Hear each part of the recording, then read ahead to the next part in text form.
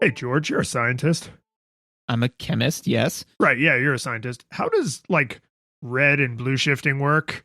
Because I know like astrophysicist people like Neil deGrasse talks about like, oh, we know what's going on like way the hell over there because like the light is a different color.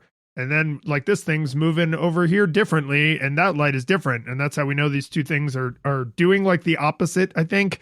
Like it's the same activity, but like opposite makes the different colors. And I just don't understand. Like, there's crap that's all around me right now that's different colors. So I just don't understand entirely how seeing something that is a certain color gives you like movement or location or whatever information. Yes. So first of all, darn it, Lions, I'm a chemist, not an astrophysicist. But with my very limited subset of expertise and very limited knowledge, I will attempt to opine on this issue. So before we talk about that, I do want to share one of our go-to, our defining tangential stories, right? So basically, what we're talking about is light, and one of the things I have to do in my job is occasionally, since I work for the Air Force, some new airmen come in, and it's part of their training to see the laboratory and understand what we do. And just like with any kind of dog and pony show, right? Is that and these are all hypothetical dog and pony. But is that like you kind of get what you put into it. So about 70% of the time it's me giving like the boilerplate tour of the lab. But sometimes I get some people that are just engaged. They're asking questions, which is great. But one of them recently asked me a question that truly stopped me in my tracks and gave me pause, right?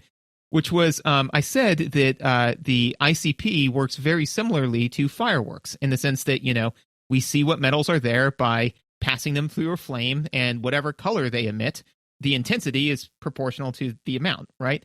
And then the person, and I said like, and now this other one kind of works similarly, but with absorption for hexavalent chromium. And the person said, hey, what color is hexavalent chromium?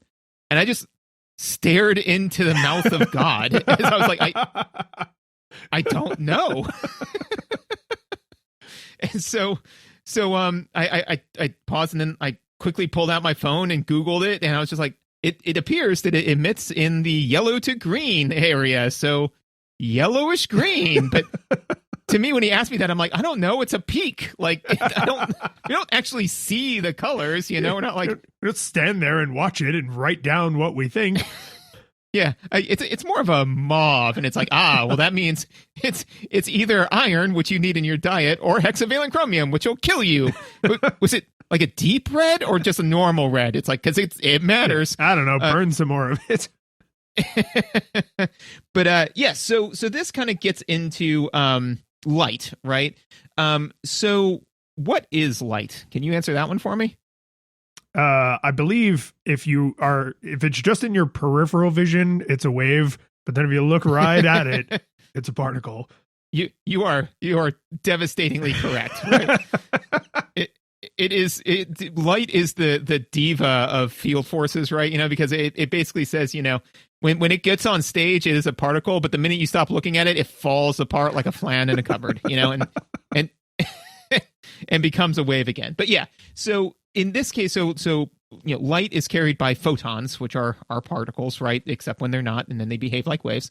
So yeah, so you got it, man. So with that in mind, how familiar are you with the Doppler effect? I mean, well, I know that I must have seen something as a kid in like a science class, because the second you said that, my brain pictured a train.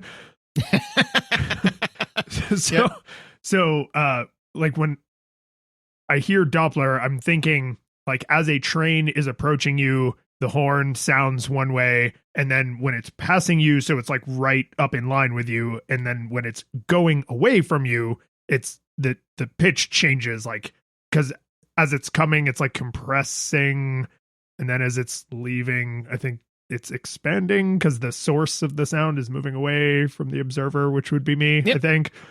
Yep. So if to use the train, so it is funny because there are a few examples in science where you can tell if somebody's like classically trained, or if they just read a bunch of memes online. Because, for example, whenever you ask somebody, hey, Do you know the difference between accuracy and precision? And if they're like, well, if you take a dartboard, it's like, okay. So we both had the same science same notebook, same exact textbook in college that everybody reads from, so you must have gone to an American college, or something like that, right? So yes, the one that I see the most is a siren with like a police car, right? Oh, yeah. But yeah, but if you were to use the train, it normally sounds like choo choo. Choo choo, like that, right? Yeah, they're like sad fall off. Right? So the higher frequency noise, right? Because like basically it's catching up in a very, very small amount to the noise that it's making. And then as it passes you, it is getting further away. So the frequency drops, right? So now the final piece to bring this whole puzzle together is what is a star? Oh God, what's the line? It's like it's a giant ball of flaming death. It's from something. It's. I always thought that they were giant swirling balls of gas, billions and billions of miles away. Boomba, to you, everything's gas. Yeah, I mean it's like a big. Was it hydrogen mostly? Initially, yeah. Big yeah. Well, young and then stars. Depending on the size of the star, the core. Don't age shame stars. Yeah, and the core like turns into heavier stuff as they smash into each other, and gravity happens. Exactly. Well, and that's a big thing. So gravity is enough that it forces hydrogen to become helium. And the process of doing that releases, and I actually wrote this down because I want to make sure I referenced the word properly, a buttload of energy. Yes. Yes. See that you went to an American college because that's an American science term. Well, it is because it's not in metric. So, I mean,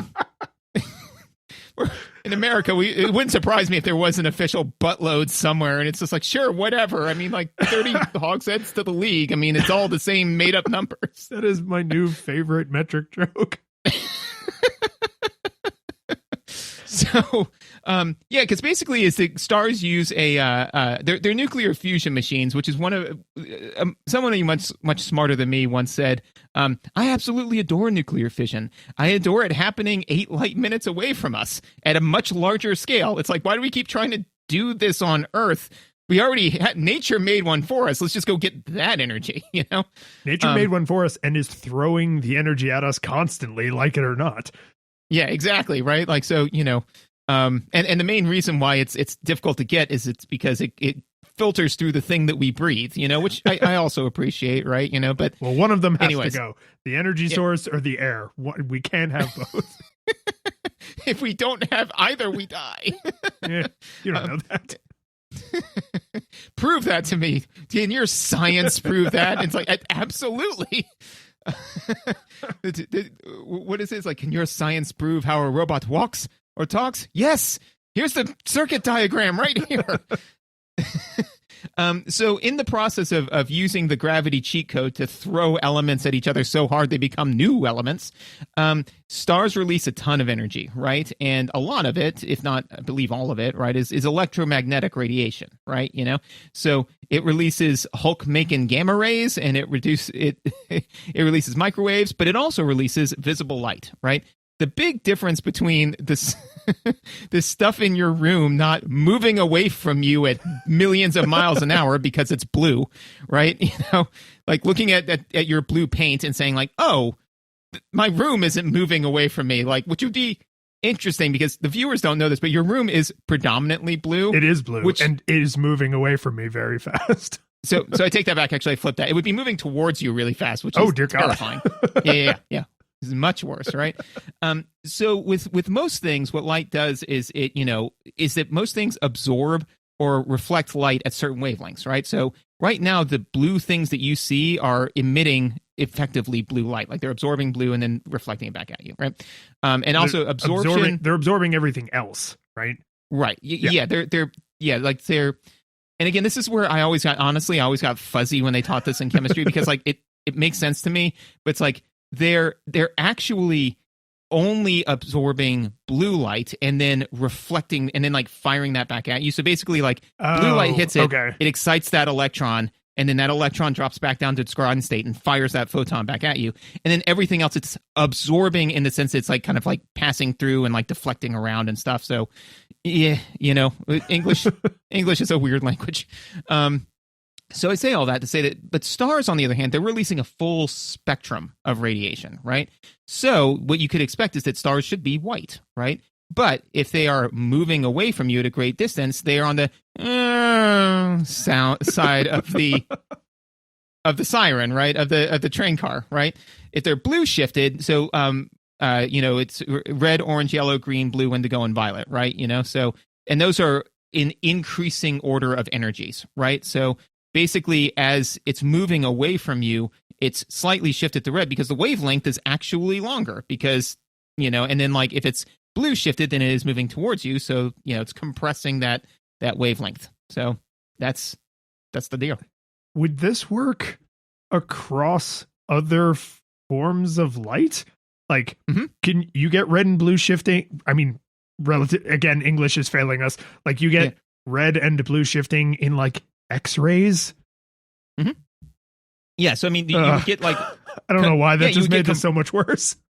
You would get compressing X-rays. I mean, here's the thing is that technically, if, I run towards you with a light bulb, technically that light is blue shifted slightly, like that's one of the things that's really interesting about light is that, when you think about it too much, it gets really fuzzy. Like, so for example, when I'm running towards you, technically time is dilating slightly, but like right. Not to an appreciable amount, Well, which is wild that our perception of the train car going by, like our like wetware is fine tuned enough to tell that difference, right?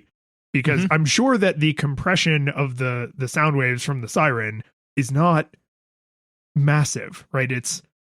But it's enough that we can tell, and our eyes are sensitive enough that it's like, oh, I mean, I guess the alternative there is it's not the same with the light shifting because for the sound to be compressed, it is maybe percentage wise not as much. Like a star is moving real fast. So I guess that would be the interesting thing is like, what is the relative compression, like sensitivity in our eyes? Like how fast does the star have to be moving before we can look at it and with our naked eyes say like, oh, the light is a different color because of the speed that it's moving relative to like how fast does something have to be moving before we would hear the Doppler effect in the airwaves? Yeah, that's a fair question. I do know that, and I'm not sure on this, but like that scientists generally frown on you looking directly, at the sun and stars and stuff. But that's true. They're very paternalistic. Yeah, they're very weird about that. But I do say that to say that, yeah, there would be a way. I can't do it on the fly because I'm not an astrophysicist. I'm sure an astrophysicist could. But yeah, is it basically it's just, what like the wavelength, and then you would just kind of multiply by speed, factor in the speed of light relative to the speed of the planet, and that's I am sure that's what they do. And one of the things I tried to look up and I couldn't find out with enough certainty to like say this is a fact, but as I was like, what I wonder is that technically if like we've got let's say the Hubble Space Telescope, right, or the James Webb Space Telescope, right, and then, which is in orbit, right? And then let's say another telescope that's in orbit on another side of the planet, right? Technically, those two things have two different vantage points of a star. So I wonder if we could use that to get the trajectory, because if one of them is being moved away from at, 500,000 miles per hour or kilometers per second or whatever, right? Meters per second. And then the other one is, moving at a slightly slower rate, then theoretically you could use trigonometry to calculate that. It's just I'm not sure if the uncertainties are so high that it becomes meaningless, that you'd need to have something, out by Pluto to do that calculation. And at some point, how much does it matter? You're describing like binocular vision, right? Like the two satellites basically would be like eyes on the side of the head of the Earth. Right, and then they would be able to kind of say, all right, with that in mind, like, where is it, right? And the main thing that my understanding that scientists use redshifting for is to kind of say, there are more things like red shifted than blue shifted, which is to say that the universe is expanding, and that's kind of one of the ways that we can say, yeah, that all of this stuff is kind of moving away from us and it's got to be going somewhere. So, the universe is getting bigger, which, and again, this is definitely... That is the physical space version of time dilation, right? It's all going somewhere because the universe is expanding. Right. And like stuff like that, that's the kind of stuff that'll give me an existential crisis because I'm like, it's people like, the observable universe is expanding. Can you believe that? I'm like, oh, like the same way that if you were to take a drop of water with bacteria on it and drop it onto like a laptop, that slowly the water would expand over time. So something like that, right? So we're basically just bacteria in this analogy. And it's like, well, yeah. And it's like, well, okay, I don't know. It's like we assume that the scale that we live at is the correct one, where it's like, look, we can see things so small and we can see things so big, but I'm sure that the bacteria are like, look, we can see things so small and we can see things so big, like it ain't special. None of it matters. Goddamn bacteria. Although that does remind me of another thing I would ask you.